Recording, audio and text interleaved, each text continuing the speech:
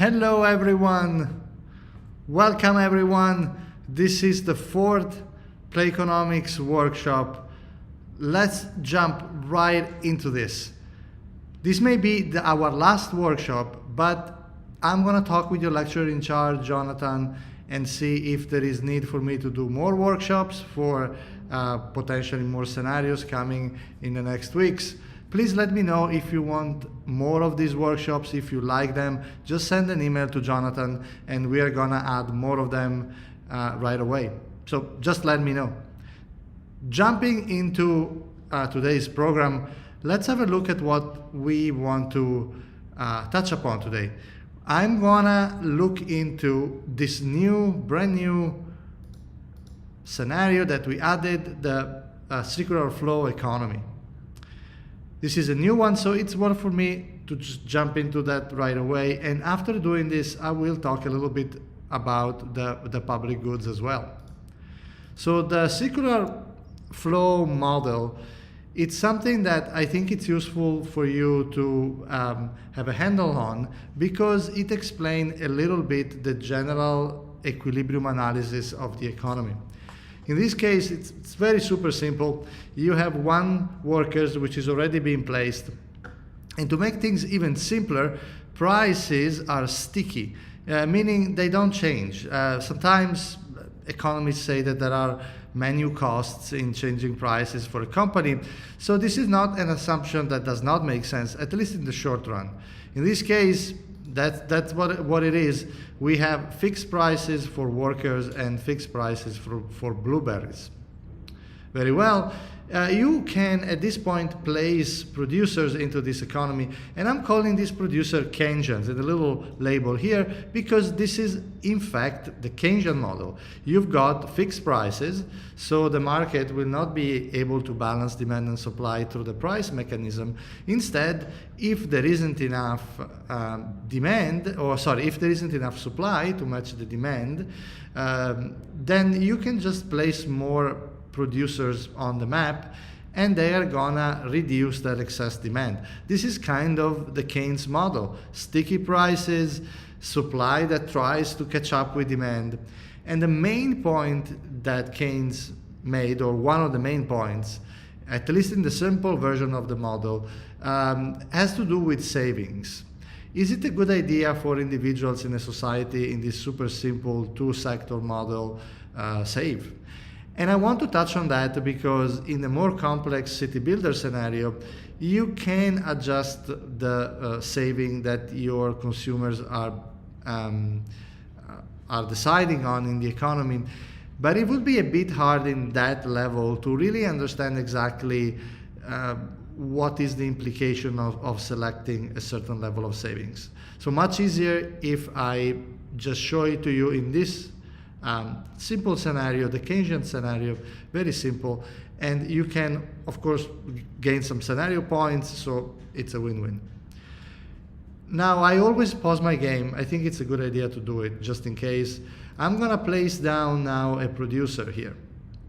And this is really just the point that I would like to do at this point. So if I play, you'll see that with one worker and one producer, it's super clear that the money that the worker is making, that will allow the worker to consume, actually come from the salary that they have as they work to produce blueberries for the entrepreneur.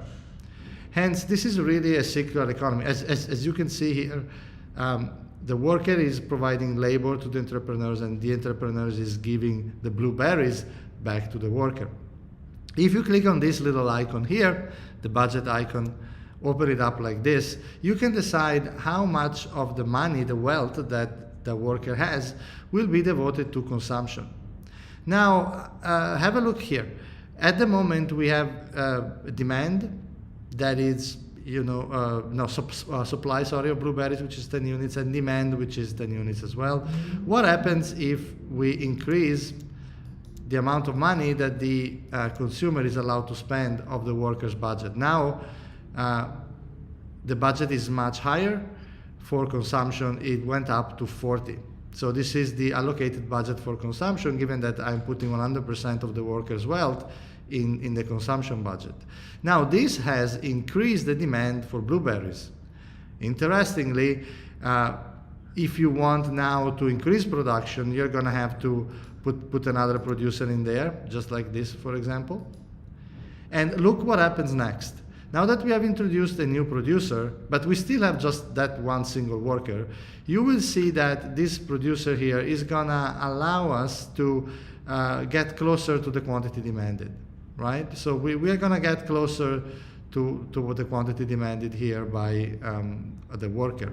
And this also means that there's going to be more supply and hence more demand for labor. Now our worker here is working more, and by working more, the worker is gaining more income, and with this income the worker will want to consume more. But as the worker wants to consume more, you can see that in fact it went up to 30 now. That will entail that there will be more demand for labor, and so the worker will work even more. And so there is a little bit of a cycle there that will converge after a little bit, where we are going to end up having, because the consumer wanted to consume more, that entail that production went up. But as production went up, the income of the worker consumer also went up, so the consumer can consume even more.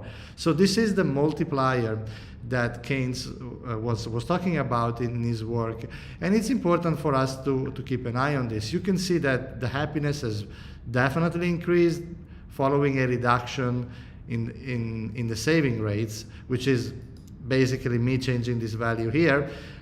It was, if you remember, 50% originally. Then I increased it to 100, meaning that my worker is now spending 100% of their income in consumption, and they don't save anything. And you can see that immediately when I change this value, the GDP goes up and down, because a lot of what the economy is producing is driven by consumption. And so the less savings, the more consumption. I hope this gives you just a brief idea of the way you can think about the strategic use of this choice that you have in the levels. In this particular level, the producers are not consuming at all.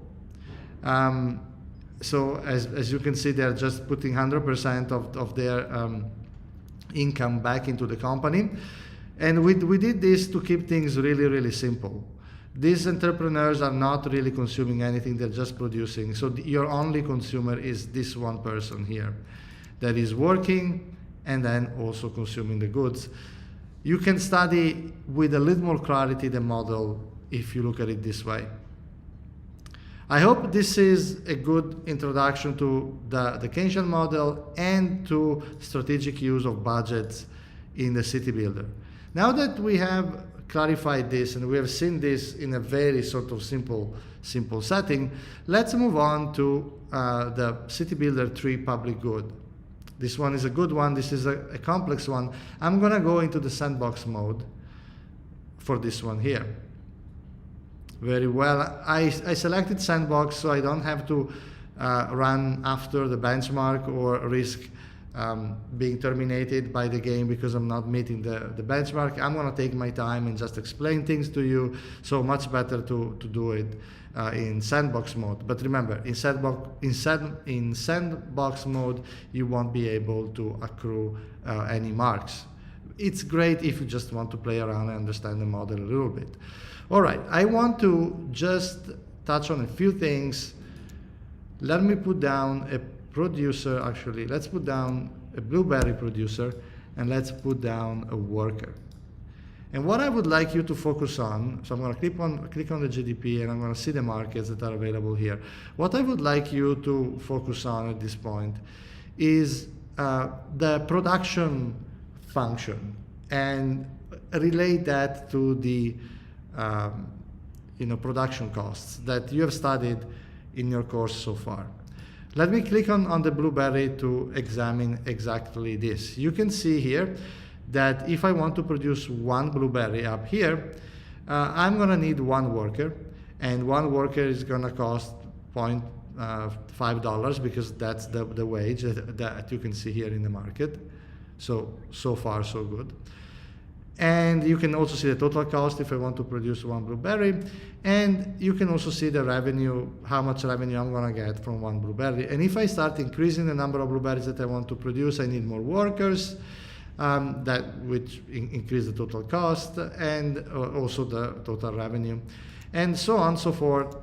And you can see that at a certain point, it's becoming more and more costly to produce blueberries. I'm going to require more and more workers to do that. Very well. So touching on this just one moment, because I want to show you how the logic of this producer that I just placed on the map actually works. At the moment, I have only one producer of blueberries, so it's really simple to see. They are, there is a demand of 13 blueberries, and they're willing to supply 8. Now, our market algorithm is getting us much closer to the equilibrium, which is good. So let's try to understand why this producer decided, for example, with this price of blueberries and this wage, to produce 8 units. So let's try to understand that. Very well. I'm going to pause this 1 second to explain this point, and I'm also going to use a little annotation there just to make this point a little more easy to follow. Now, you have seen in this course several times graphs like this, where you have the total cost, for example, of production up here. So I'm going to make it a little bigger. Total cost of production up there, and here you have the quantity produced. So let's have a look at this. So when the blueberry is 1, the total cost of production, given the current wage, is 1.52. So this is one way to put this into a model. If I want to produce 1, this is quantity, blueberries, per cycle. If I want to produce 1 blueberry, this is the total cost, 1.52. Okay, so what happens if I produce 2? Okay, the total cost goes to 3.05. There you go. And how about if I say want to produce like a lot more, like 7, for example? Well, let's actually go ahead and do step by step. Let's go to 3. Let's see what the total cost is. Total cost is 4.58. 4.58. I'm just basically copying those numbers. And if I continue doing this, you're going to see that the cost will continue to increase. Like, for example, this one, the next one. So see that there is a part here of the total cost function, which is actually constant. This is an interesting point to make. So the price has remained the same, and then it began increasing again. So this is your cost function, and if we continue, you would see that it's increasing in a way that's steeper and steeper. So something like this is your total cost function at this point. And the way the producer is trying to optimize here and try to understand what is the optimal quantity they should produce is basically following the classic marginal cost, marginal revenue principle. So for example, if you go from 1 unit produced to 2 units produced, you can see that you're jumping from 1.5 to $3.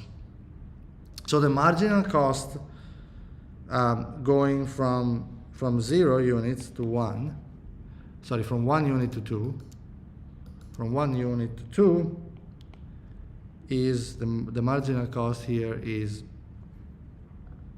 $1.5, roughly speaking. 1.5, somewhere here. So this is where the first marginal cost comes in.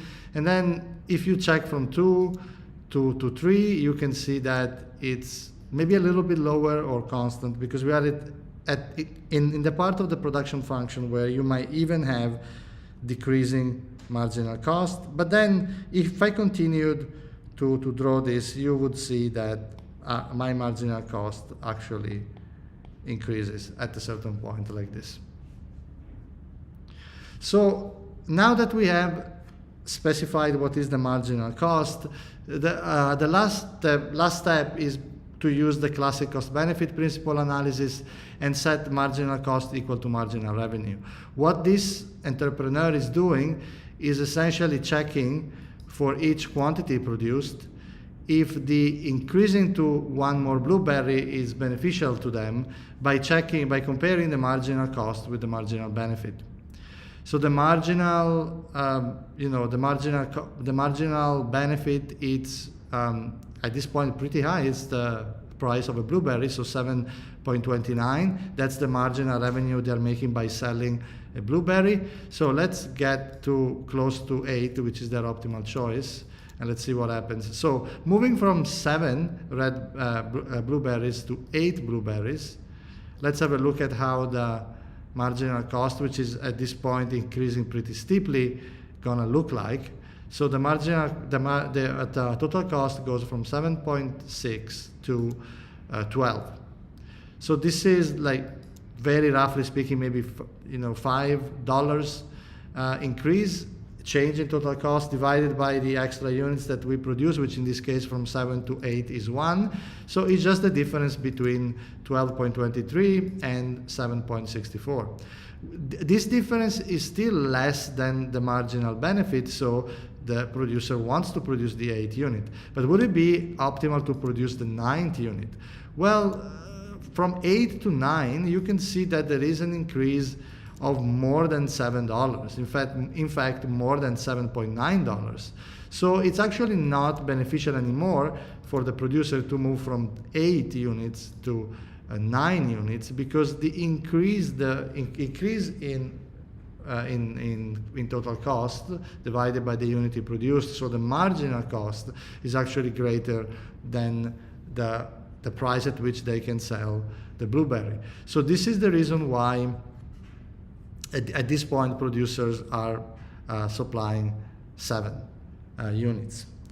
So this graph, it's a little bit confusing. I apologize. I should have draw it a little bit better and resembling it a little bit more what you have in your book. But essentially the production function that you see in this game follows by and large the rules that you have seen so far in your ebook.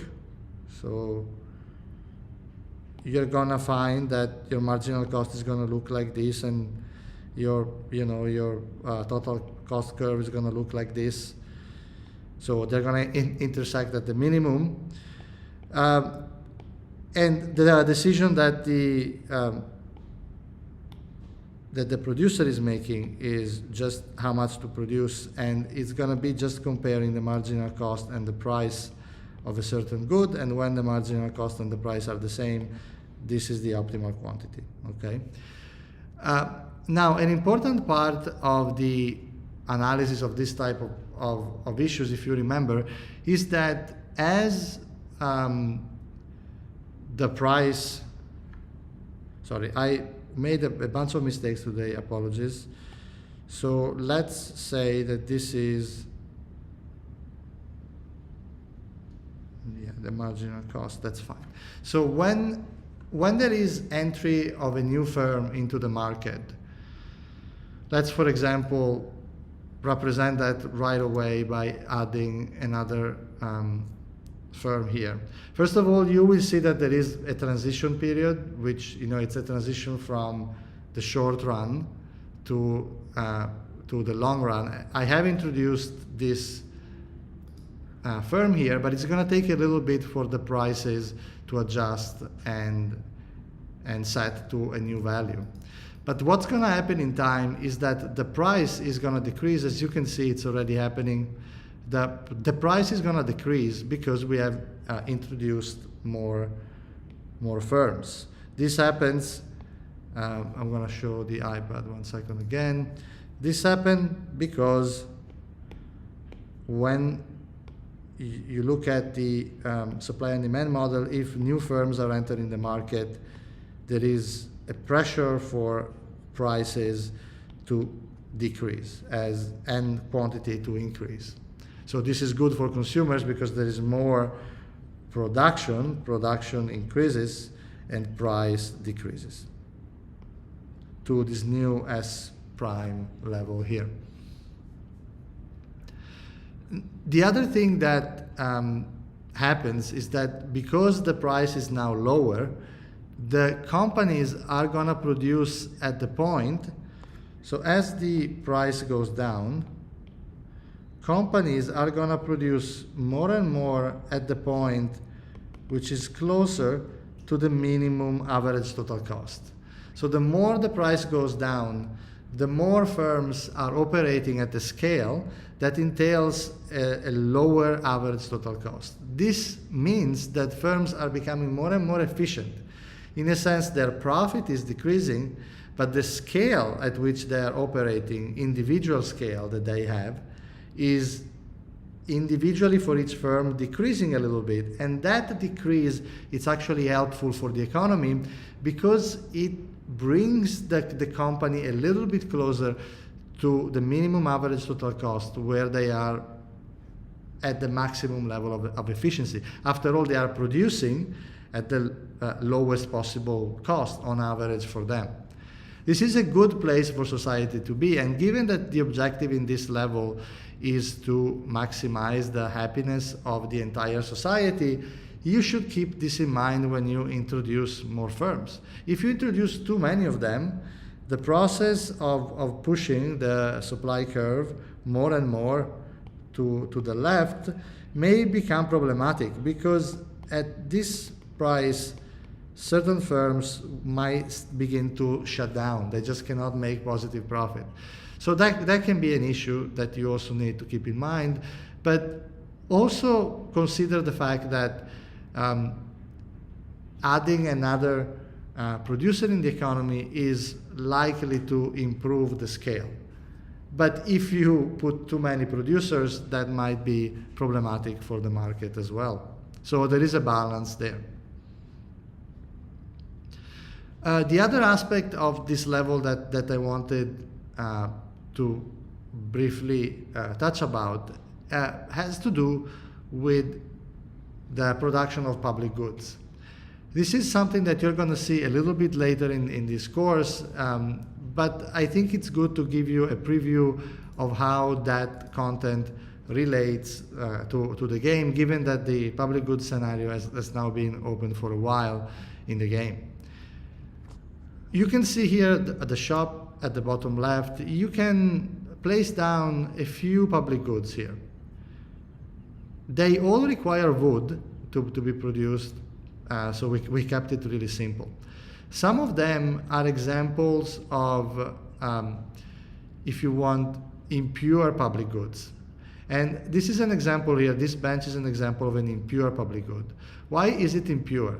If you look here, you're going to see that there are a limited number of spots per bench. So this bench is available to anyone who wants to spend leisure time on the bench, but is not entirely non-rivalrous.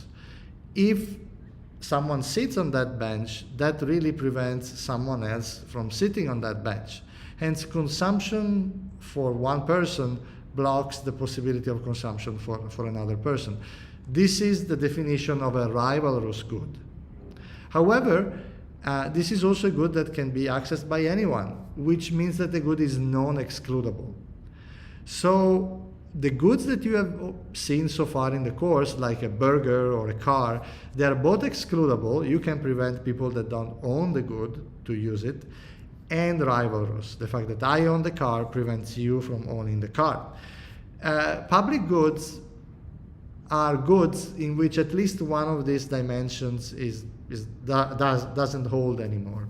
For example, this bench here is an impure public good because even though it's rivalrous, like the burger good, it's non-excludable. You cannot exclude people from sitting on the bench. Hence, it's not quite a full public good. We call it impure, but it's certainly an example of it. If you look at this fountain, this is more like what we would define as a pure public good. This fountain has an area of impact around it. Everyone passing by the fountain can just admire it, it's beautiful, it's relaxing, they get a happiness boost.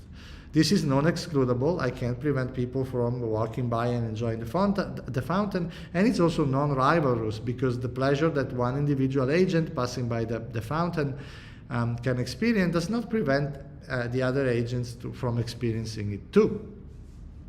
So this is just a quick introduction to the concept of public goods and how they work in this game. Clearly, individuals, as we know, private markets are not very good at providing public goods, because people tend to free ride. They expect someone else, or they are hoping that someone else would produce the public good in order to benefit from it for free. So free riding is a problem, and the government is usually in a good position to raise taxes and finance these public goods. We see that everywhere: health, education, military, defense. These are all examples of public goods that every country can benefit from, and they are, supported more or less heavily by governments through taxation. Now, because I put down this bench, I have already immediately started demanding wood. And it's interesting, when I was not demanding wood at all, you see here that the price was very, very low. Now I'm beginning to demand wood, and that is putting upward pressure on the prices. In a sense, there is almost like a monopsony power that I have as a mayor, because I'm the only one who is asking for wood. I can potentially affect the market, so I'm no longer a price taker. If I demand a lot of wood, I might drive the price of wood to go up. If I chill down for a second, I might actually lower the price of wood. If I stop demanding wood at all, I'll probably observe the price of wood go down really quickly. Hence, there is a bit of strategy here, if you want, about the timing of consumption. Maybe you don't want to buy all your wood at the same time, because that will put immediately a lot of upward pressure on prices, and you want to do it smoothly. Just a thought, it's not necessary to 100% the level, but I thought this is something worth mentioning, because it is important how we go from the short run and long run, and the price adjustment is sometimes taking some time and can also be used strategically. So at this point, I can open here and see that, in fact, I wish to, because I placed down the fountain, which requires 5 pieces of wood every day. So not only 5 to build it, but you also have to maintain it. So every cycle is gonna cost you 5 wood, and this bench is gonna cost you 2 wood. So a total, if I open this menu here, a total of 7 units that you need. However, you can see here that I am somewhat running out of money, and so my I don't have enough income to afford it, to afford all this wood. So I need to start raising taxes. I'm going to do this here by just raising a tax on blueberry. Taxes, as you know, can be distortionary. They can reduce consumption and production to levels that might have negative effect, the per capita happiness.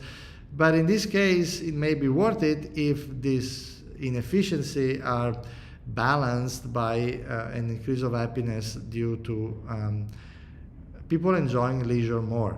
And you can see that we have broken down the happiness from food and leisure here, so you can track them separately and appreciate what is the effect that these public goods are having on the economy. Of course, in order to produce some wood, I need to put down a wood producer, so should have done it earlier. So I'm going to put it down. It's this particular type of entrepreneur. This entrepreneur produces wood. We should see that very soon he should start taking advantage. Oh, look, the price of a worker is really, really high. So the price of wood needs to increase in order for this producer to be willing to produce, and that's what's happening.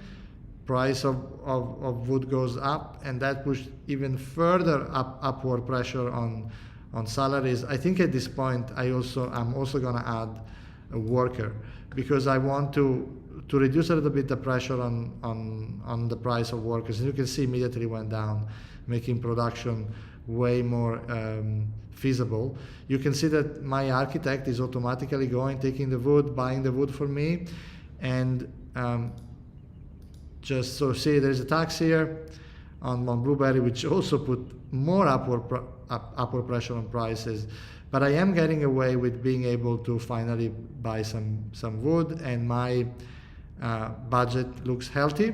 Looks like I have enough to buy at least some of the wood that I need. I mean, it's still probably too little. I'm not quite able to buy as much wood as I need, so I'm gonna increase the tax a bit. You know, I need a lot more money. You know, I need 6 or 7 pieces of wood per day, and at $11 that's quite expensive, so I need to make sure that my budget is enough to support that. But I think we're getting there. You can see that my public goods are maintained. You can see that leisure has gone up, but my inability to maintain them you know, every time constantly has actually created these little bumps in leisure. So sometimes they are maintained and they work, sometimes they are decaying. You could, you know, if you really want the public goods to always be usable, you could, for example, increase the amount of wood that you want beyond what is strictly required for maintenance, so that you have a little stock put aside in case there are, you know, moments where there isn't enough supply of wood. And as you can see, there are a lot of economic concepts that I've touched just to put together this simple economy, trying to see what is the best strategy to increase the happiness of the population. And one last topic I would like to just say something about is the idea of inequality. You can see here that people have different amount. The government is also getting a lot of money from taxes now. So this is me getting money from taxes and also paying for the wood. You can see the distribution of wealth up here in the icons, and wealth is distributed not very uniformly, but this could also be due to the budget allocation. If you, for example, just reduce the consumption of entrepreneurs or the other way around, you increase the amount of money that they put on consumption, it might accumulate this wealth faster. But more importantly, money are not necessarily what we should look at. If you look at their happiness down here, that's a more informative thing to track. So this is their happiness over time. And yeah, I think they're probably a little bit more happy than workers. And you can also track the money up here. So the way to look at this in more details would be to open this graph and actually check the happiness, for example, of the different groups, like team hard work, for example, and team vote, and let's say the blueberry team, this team here. Perfect. So you can see here that the work hard team is actually experiencing more happiness, more surplus from the economy than the producers of berries, right? But I should also include the other producer of berries. Okay, so these are the two producers of berries, and this is the wood producer up here.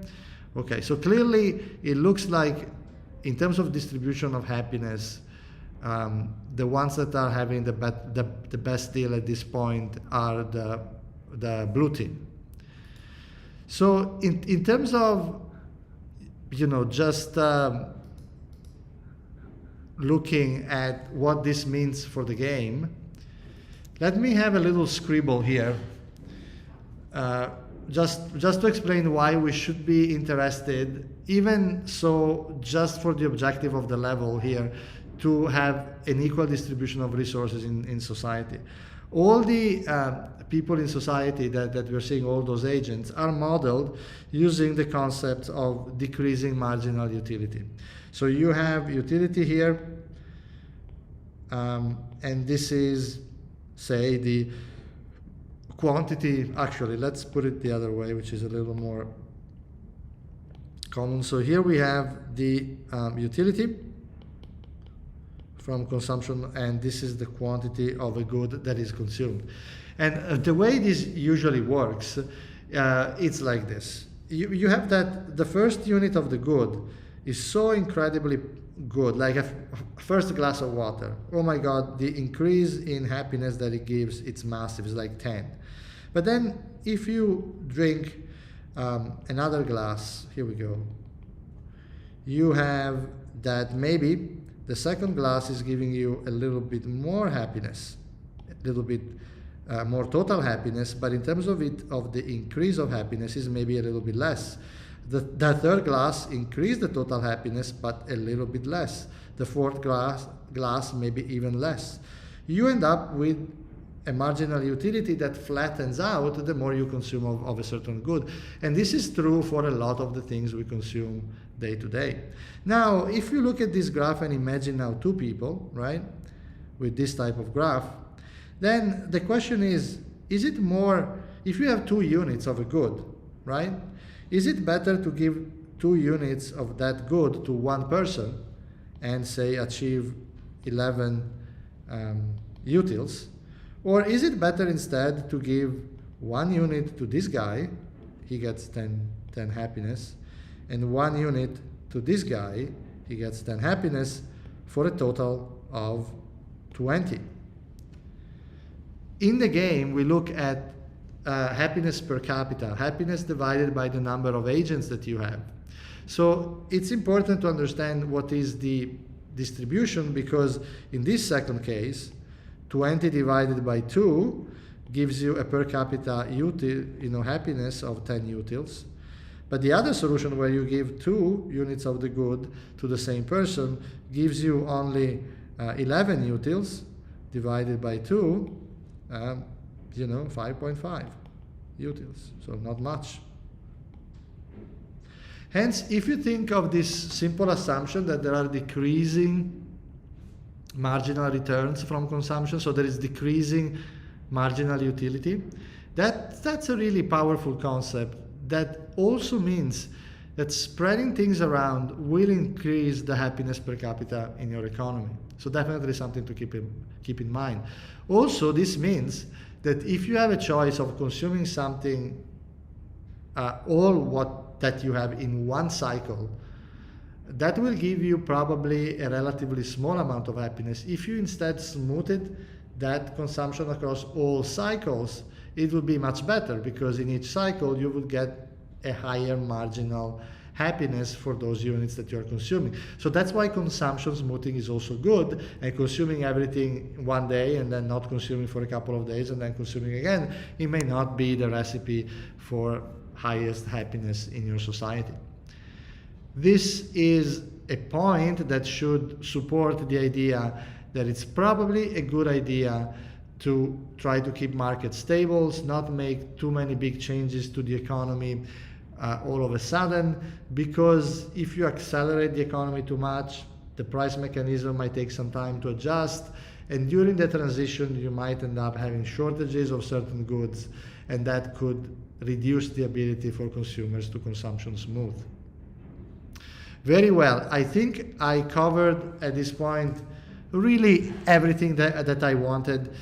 You have, I hope now, a clear view on how to tackle all the scenarios that you have, which are very close to guarantee you full marks for the assessment. We are at 285 scenario points available from all the scenarios, which gets you really, really close to the 20 marks cap that you have. Remember, you need to divide the scenario points by 15 to get the marks that you're going to get out of the assessment.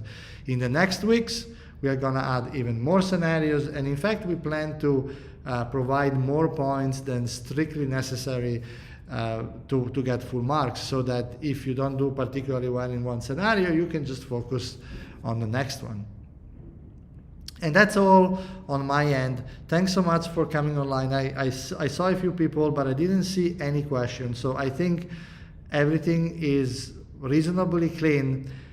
Please let me know if you want me to do more of these workshops. Send an email to Jonathan.